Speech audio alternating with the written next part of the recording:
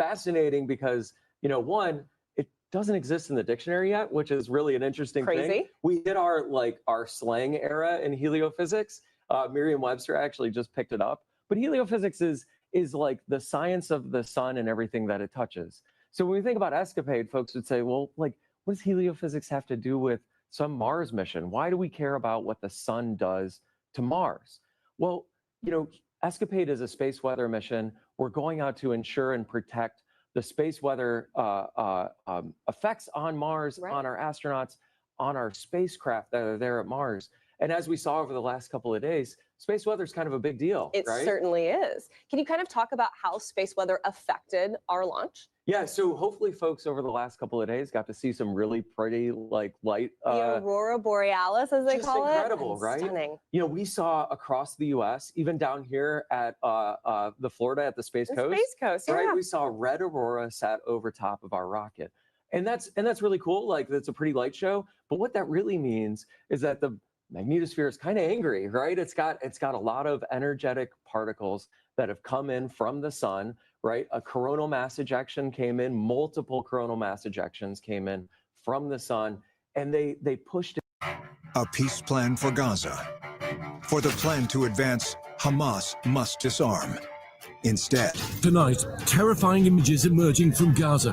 Videos show Hamas. Fragile, right? It's sort of early days. We want to get the solar arrays deployed. We want to get the mission up and ready to go and safely out to Mars. And those early activities are really critical for us. Certainly. So for people who don't know, tell me a little bit more about the heliophysics tied in to ESCAPADE.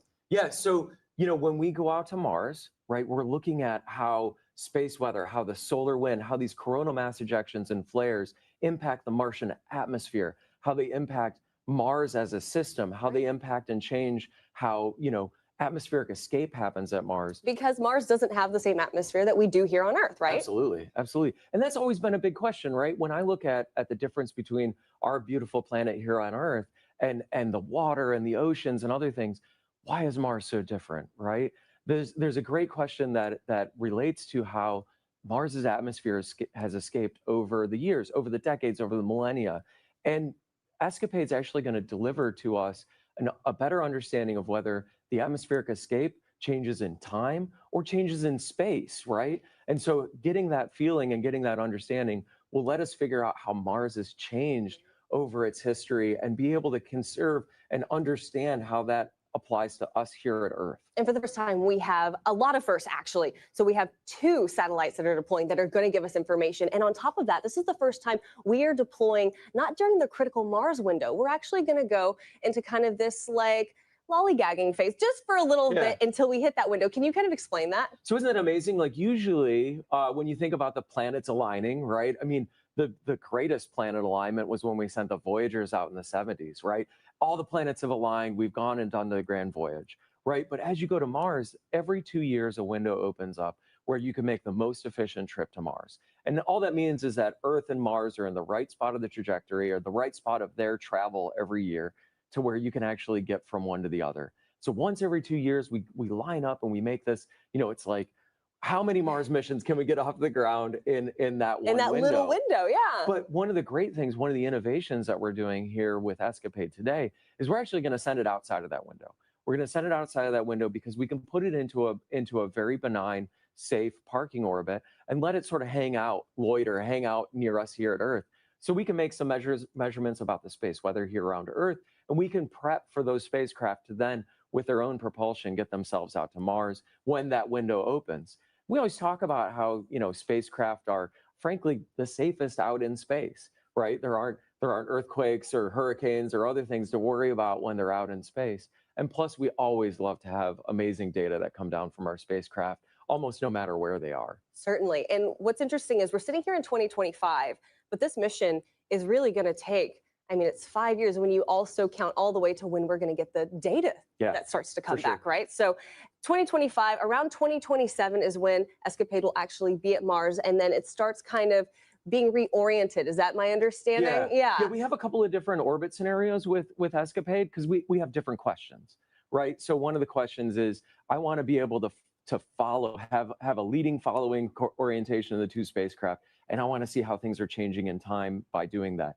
But then we're also going to spread them out in longitude, so like east-west, and we're going to try and fly them somewhat side by side. But then we're going to ask questions that are like, okay, what's the inside the Martian atmosphere versus the outside? There's a lot of dynamics and other things that we can do with these, really two very capable spacecraft that we're sending out to Mars. And another cool thing about your job is you get to work with Dr. Nikki Fox. I was able to grab her into our webcast the other day. Yes. But today's a special day for her, right? Yeah, it's a really special day. So, when we talk about having rockets and lighting candles and other things, this is her birthday. So we get to light a candle today. I think it's going to be really amazing to be able to, quite the birthday candle. Obviously, we're not going to blow it out until we get ESCAPADE up and moving, but quite the candle, and it's amazing. Well, let's send it off to Dr. Nikki Fox. Happy birthday, Dr. Fox, and go NG2. Yeah, excellent. Go New Glenn, go ESCAPADE, and we're just so jazzed to be here. And we're so grateful to have you as a customer. Thank you so much. Thank you so much.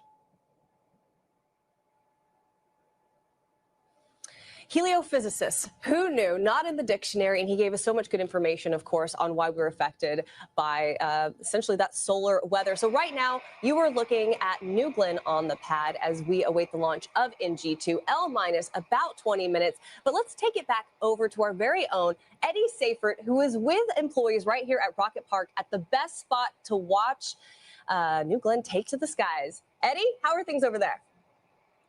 Hey, Tabitha. Hey, Ariane. We are on top of the world. That's certainly what it feels like on this momentous occasion.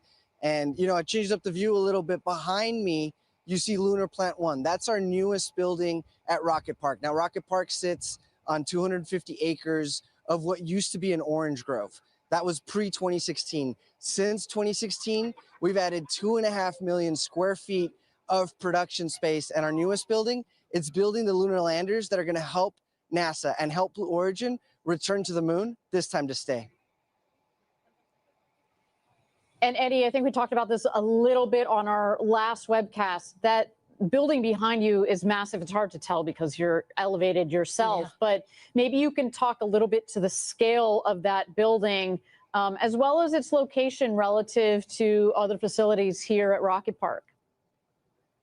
That's right, Ariane. If you're ever driving on Space Commerce Way, you'll see it. You'll see just how massive it is, right? If I'm standing on top of the world and that building's even taller, it's tall enough to house the 16-meter tall lunar lander, which is twice as big as the Mark 101 Pathfinder that we're going to launch to the moon later this year. When that lunar lander lands on the moon, it will be the largest lunar lander to have ever landed, and we're just going to get bigger from there. So we're very excited about Mark 1 later this year or early next year, and then Mark 2 to return humans to the moon, this time to stay. And you mentioned the co-location. So the fact that we can be co-located with New Glenn means that we can encapsulate that very large lander in the very large New Glenn fairing here on site, and then we can drive it out to our integration facility to essentially place it on top of the New Glenn vehicle, much like we have ESCAPADE today.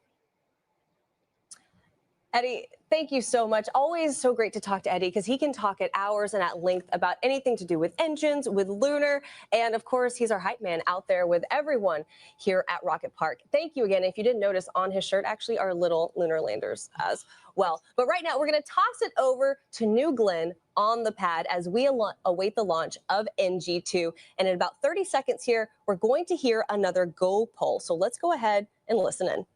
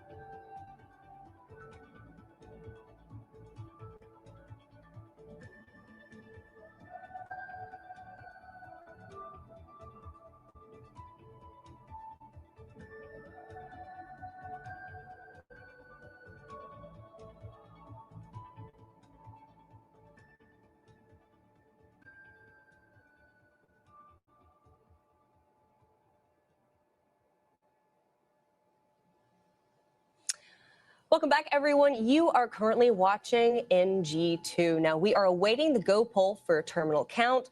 Right now, we're in a hold and we're getting more information, but do stay with us. Keep your eyes on that screen because New Glenn is out on the pad and looking absolutely fantastic.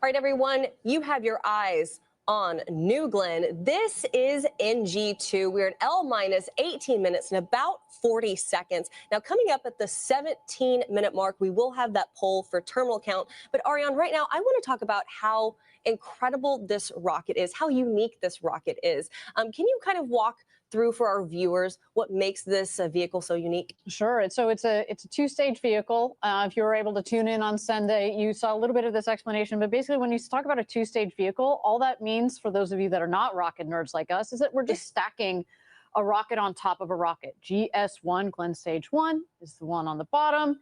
It pushes Glenn Stage 2, the rocket on the top. And then on top of Glenn Stage 2, GS2, you see that shroud in there. That's the payload fairing. In the payload fairing today are payloads, NASA's ESCAPADE, the 2 satellites.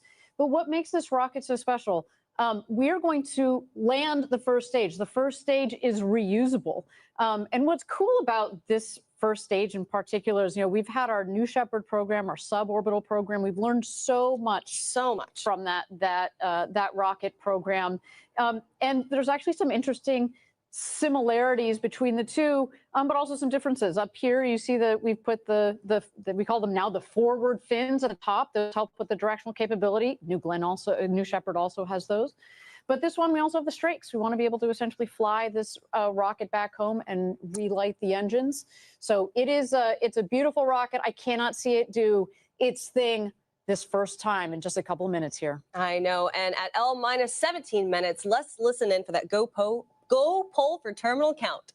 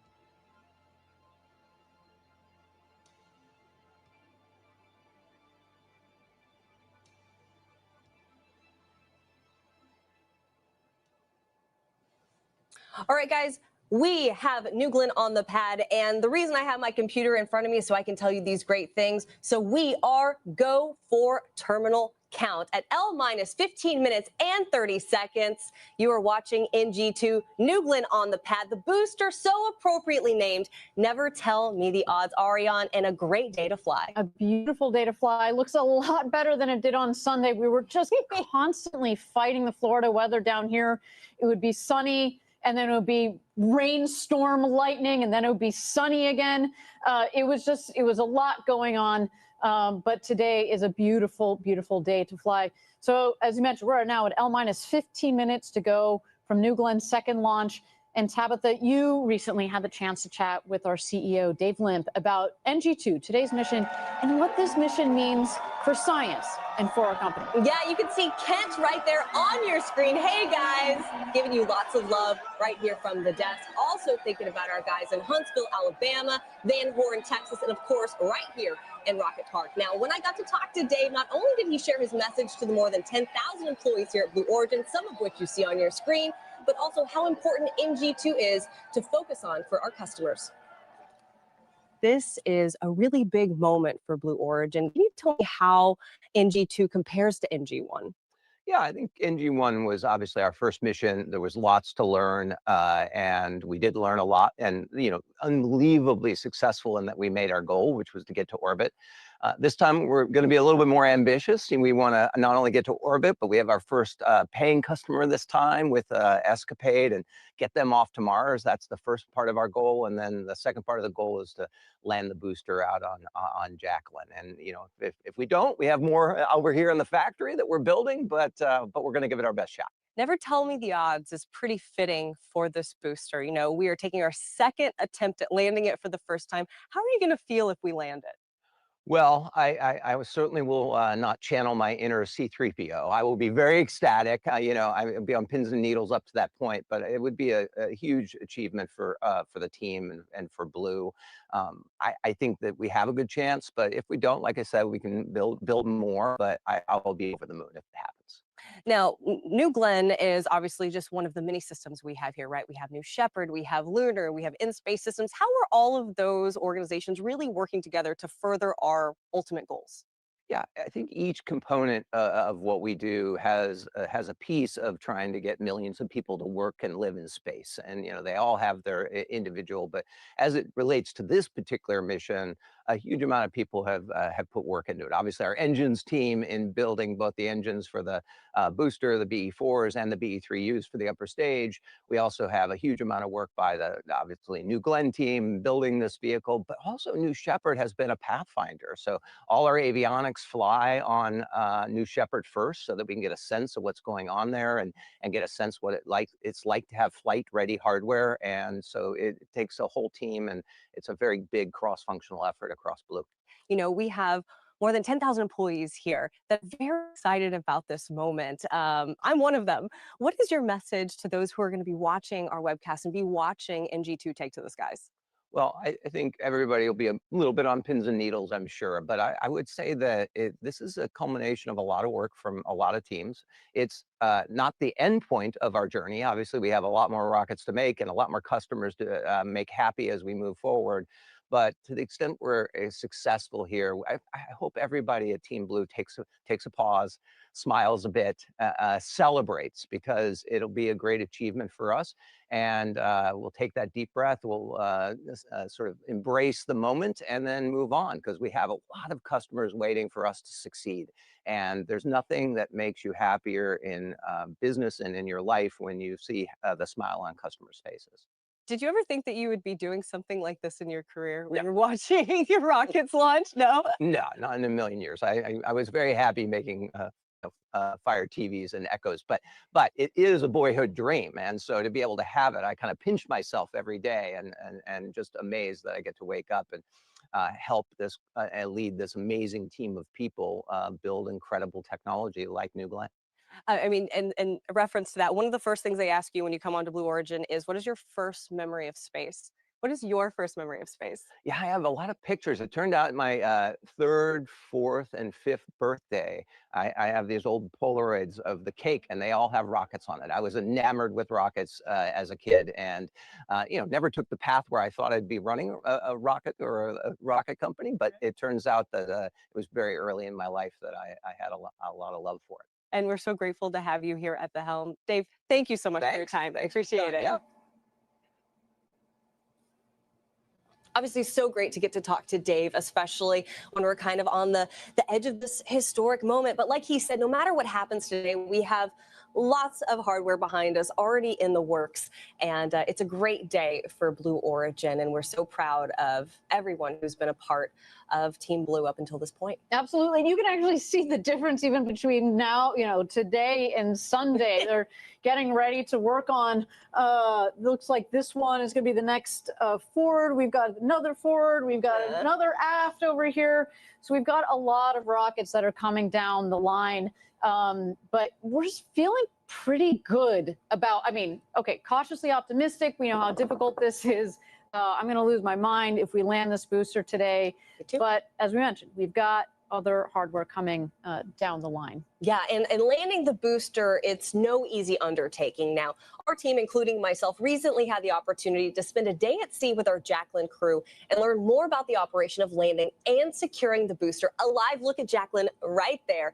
Now, this is an operation and a moment that will change the course of Blue Origin history. Check it out.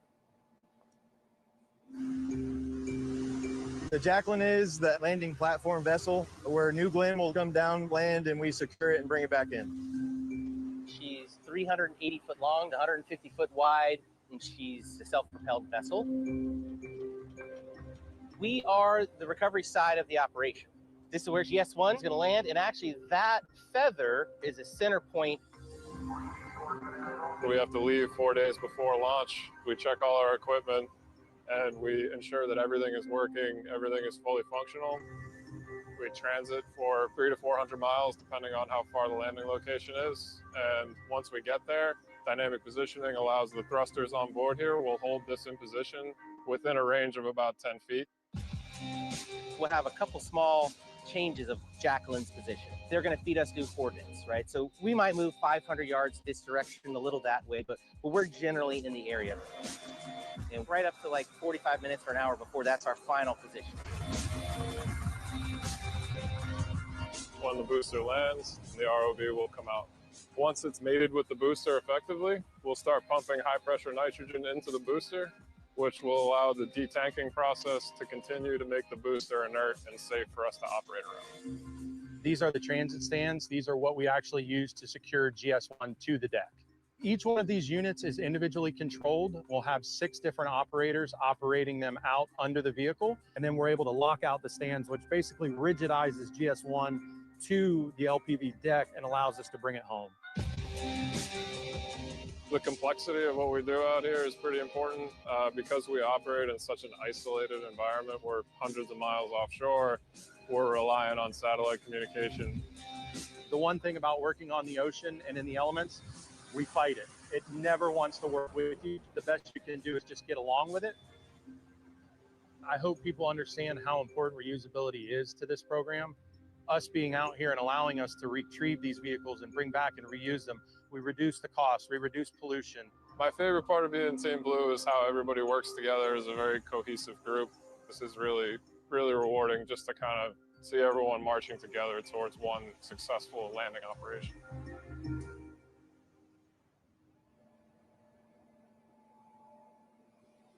And you've got a live look right there of Jacqueline in all her glory. And Ariane, I have to tell you, what was so great about going out with that team is, of course, they go out for days, sometimes weeks, sometimes a multitude of weeks at a time, and they're eating, sleeping, playing cards together, but also they're going through the operations. And for someone who doesn't know, can you explain, Ariane, why it's so difficult to bring a first stage back to Earth? Well, let me just start with the basics. You have a 200-foot tall tower that has just been 120 kilometers up, and we're trying to hit a 150-foot by about 400-foot boat out there. And then the landing pad, as you see, is even smaller than that. Fun fact, the landing pad that you see there, the circle, is the same diameter as the landing pad for New Shepard. So to give you a sense, that's hard. So you've got this huge 200-foot tall tower that's coming in. We're going to slow it down with first a reentry burn. Then we're going to do another burn to slow it down. And then we're just, with 3 engines, then shut it down to just 1 engine. That's right. And we do have throttling capability on the first stage, and it'll come in for a nice soft landing, because if you think about it, it was full of fuel on the way up. When it comes down, it's essentially an empty fuel tank. So while it is heavy and very tall here, there's those engines right the there. 7 BE4 engines, and the center engine is the one that's going to be doing all the hard work as it comes in just in the last seconds there. And so you don't need as much power. We can pull back on the power for a nice soft landing. And when we do, it will be an extraordinary day. But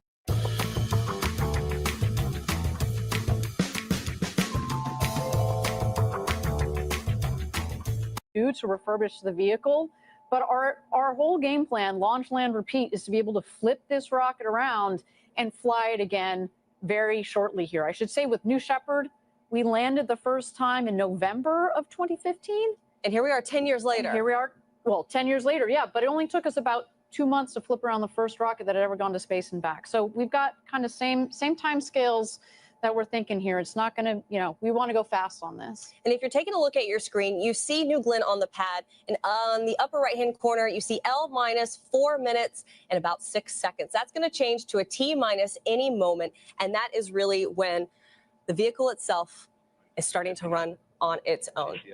We're going to start being able to hear our mission ops, Patrick Moore. AFSS timer enabled.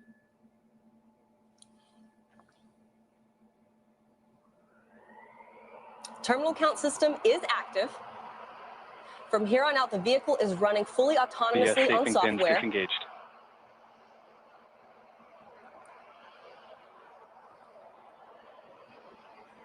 T minus 330.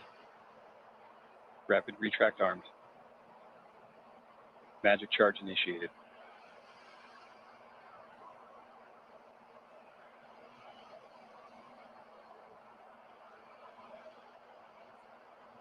How exciting here. We're ticking down. In 3 minutes, we're going to launch this vehicle to space. We're going to put 2 satellites on their way to Mars, and we're going to try to land that booster for the first time.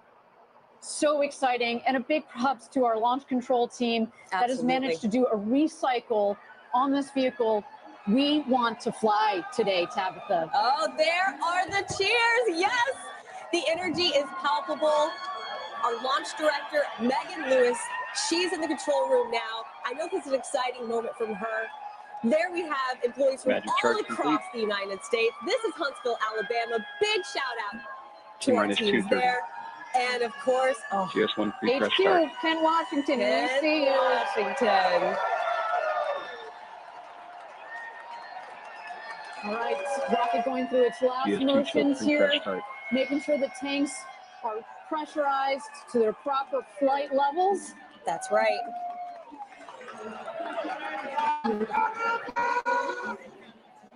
A warm day in Florida, but that rocket is super cold with its chill and propellants. T-minus 2 minutes to go. LNG on the first stage, liquid hydrogen and liquid oxygen on the second stage. New Glenn looking beautiful. And there you go. Beachgoers with a great view. What makes this place so special down here on the Space Coast? A day on the beach, but you can sit there because our pad is so far south.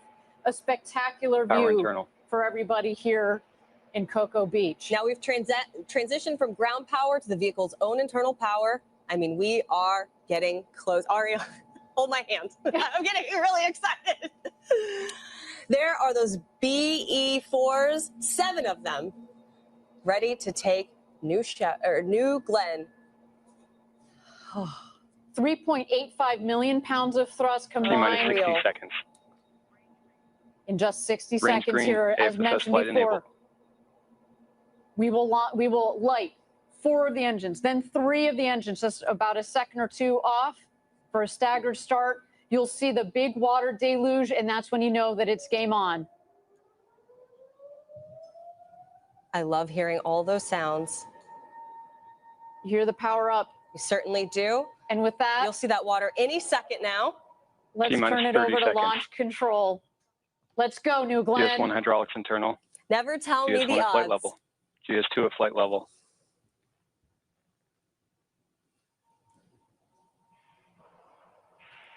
Autopilot enabled. T-minus 10, 9, 8, 7, 6, 5, 4, 3, 2, 1. Lift up, detected. Take motion.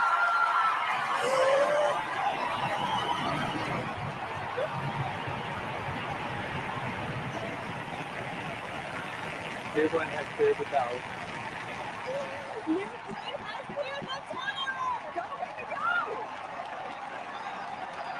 Pushing the 7-gear engine. 30 seconds into flight. Engine operating parameters continue with good at full thrust. Body weight response to nominal. 40 seconds in. And rest grips now level.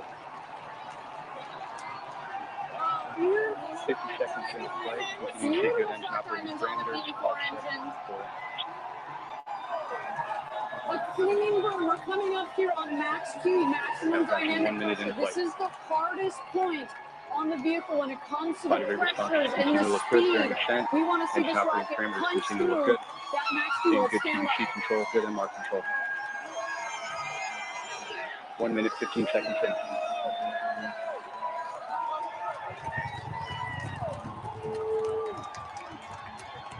Now passing Mach 1, New Glenn is now supersonic.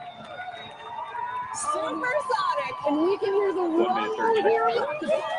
Engine operating parameters continue with good at full thrust. Max Q, maximum dynamic pressure.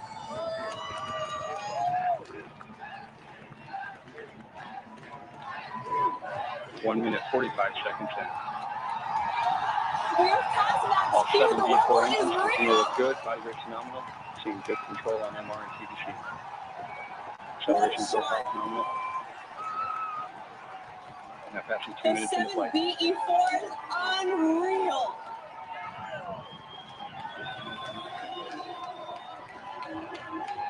One minute remaining in boost phase.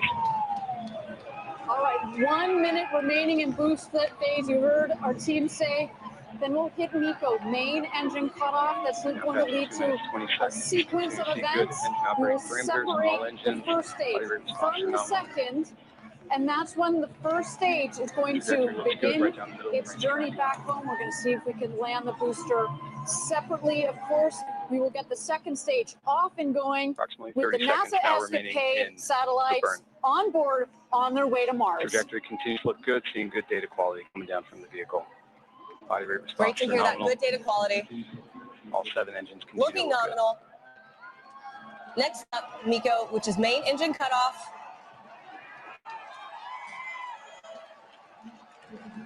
The cheers are real. You can hear them all the way in here. And we have Miko. And we have Miko. And we have good stage set. We have good stage separation. And we have ignition on stage 2. Both engine parameters look good. Ignition. Oh, you see the 2 rockets there. Body rate shaping out nicely.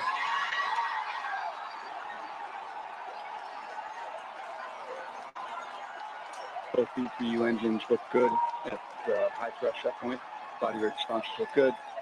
3 minutes and 3 seconds into flight. Look at that here.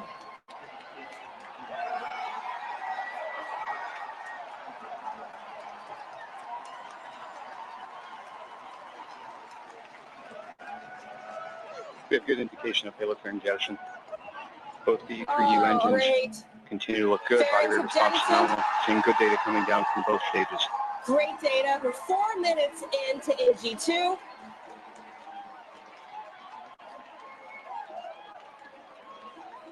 And you saw their spectacular view from down from our GS2. Good. You see the 9.5 minute burn for GS2. 4 minutes 25 seconds there. into flight.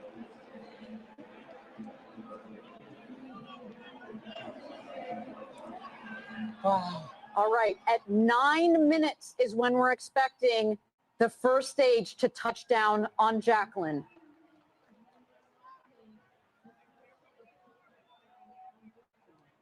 Approximately 2 minutes remaining in the GS1 coast.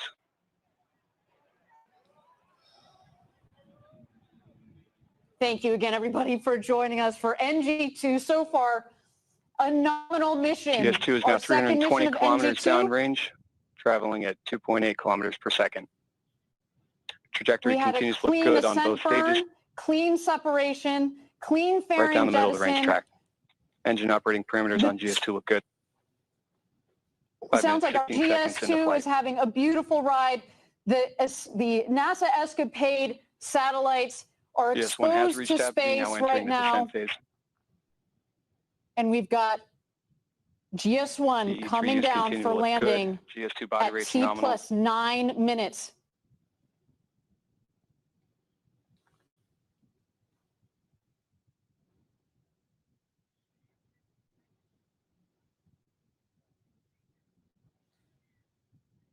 One minute remaining in the GS1 coast. Continue to see good data coming down from both GS1 and GS2. Body rates on both stages look good. The E3U engines look good. Everything looking good, looking nominal. Seeing good TVC And and MR Ariane, this control moment on coming up GS2. is an important one. Trajectory It is. continues to look good. We're going to relight the BE4 engines for the reentry Body burn. rate's snowing out on GS1. The exoturn is complete. There you go. It's about 300,000 feet, less than 100 6 minutes, kilometers 30 up there, seconds into coming flight. in for a landing on the Jacqueline, 375 miles offshore, waiting for the first time to land And Blue standing by for Origin's GS1 New Glenn ignition booster shortly. on the Jacqueline.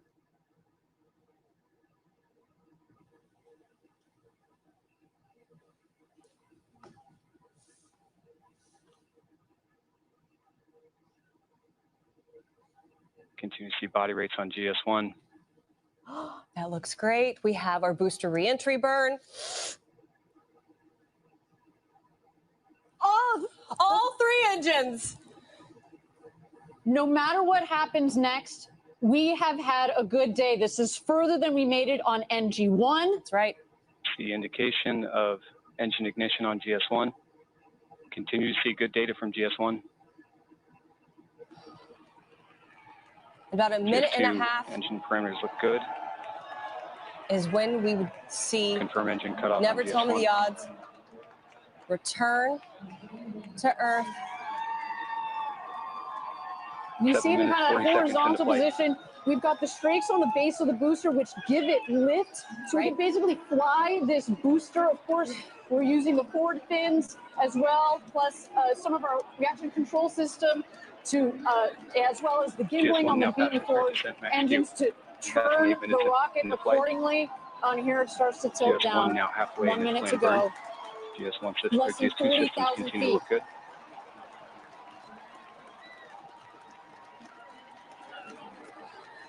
GS2 throttle down complete. Responses look good.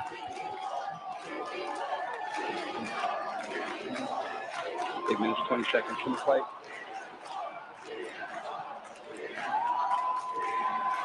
Turning back to landing burn ignition. And we have landing burn ignition, see 3 good engines. We've got our booster landing burn. Engine control looks good. Of course, those clouds are there. 8 minutes, 43 seconds from the flight. Legs deployed. A great shot from our booster. Standing back to touch.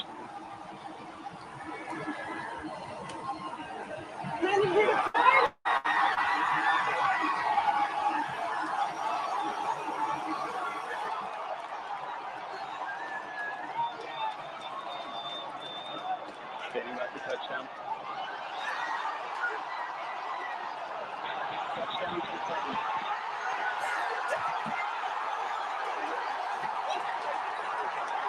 GS2 continuing to look fun. The system looks good.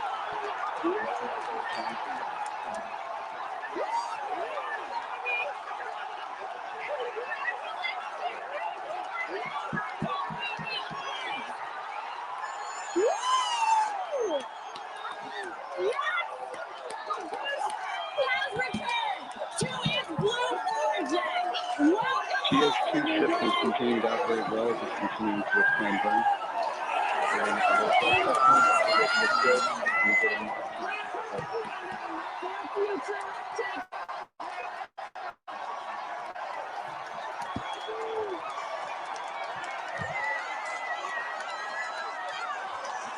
I've never seen anything so beautiful. Right on the middle of the racetrack.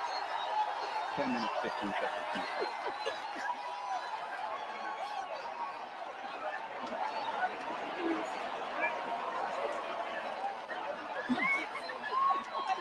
I don't know why I don't know.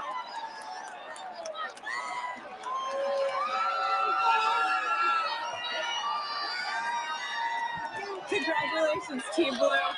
You did it. Now passing 10 minutes, 40 seconds into flight. GS2 trajectory continues to look good, and body rate's phenomenal. Tank pressures look good. Engine operating parameters look good. GS2 is now 1,600 kilometers downrange, traveling at 5.9 kilometers per second. On the right-hand side, GS2. On the left-hand side, you have our booster, our Less new than Blink 2 minutes booster. now remaining to Never Chico. tell me the odds. Right there on the Jacqueline in the middle of that feather. Absolutely incredible. Congratulations, guys. A landed orbital rocket. What an incredible What a day for Blue